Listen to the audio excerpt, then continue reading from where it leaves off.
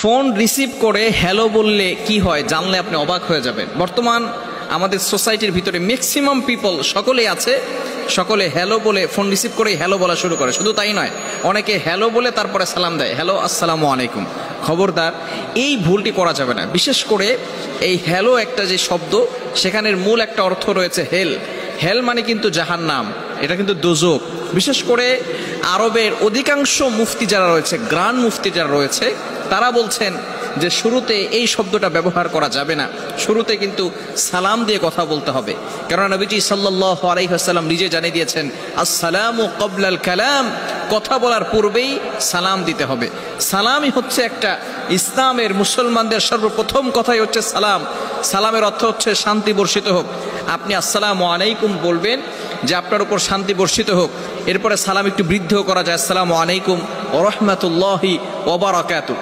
আপনি আসসালামু আলাইকুম এতটুকু বললেও হবে, আসসালামু আলাইকুম ওয়া রাহমাতুল্লাহ এতটুকু বললেও হবে, আসসালামু আলাইকুম ওয়া রাহমাতুল্লাহি ওয়া বারাকাতুহু এতটুকু বললেও হবে। অনেক সময় আমরা উত্তর দিতে একটু ভুল করে থাকি। আসসালামু আলাইকুম যদি কেউ বলে তাহলে তাকে একটু বাড়িয়ে বলতে হবে, ওয়ালাইকুম আসসালাম ওয়া রাহমাতুল্লাহ। এটা হচ্ছে সুন্নাহ পদ্ধতি। যদি কেউ আসসালামু আলাইকুম ওয়া রাহমাতুল্লাহ বলে তাহলে তাকে তিনটা শব্দ বলতে হবে, ওয়ালাইকুম আসসালাম ওয়া রাহমাতুল্লাহি ওয়া বারাকাতুহু।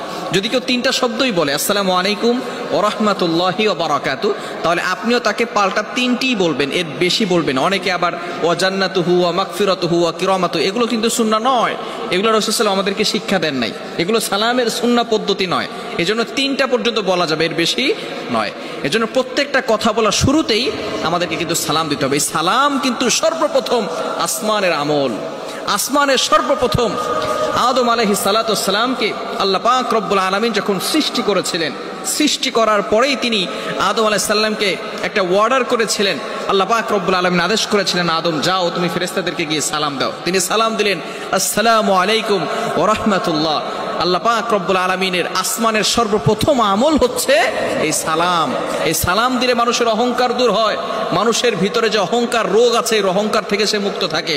এবং সালামের ব্যাপারে আল্লাহ তাআলা পবিত্র কোরআনুল কারীমের ভিতরে আয়াত নাজিল করে দিয়েছেন।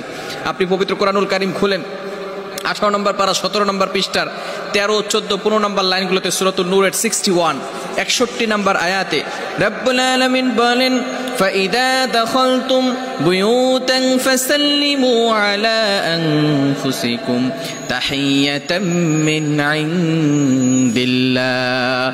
আল্লাহ পাক রব্বুল আলামিন জানিয়ে দিয়েছেন, যদি কোনো ব্যক্তি ঘরে ঢোকার সময় সালাম দেয়, আল্লাহ পাক রব্বুল আলামিন ওই ঘরের ভিতরে বরকত নাজিল করে দেন, ওই ঘরের ভিতরে আল্লাহ পাক রব্বুল আলামিন শান্তির ব্যবস্থা করে দেন।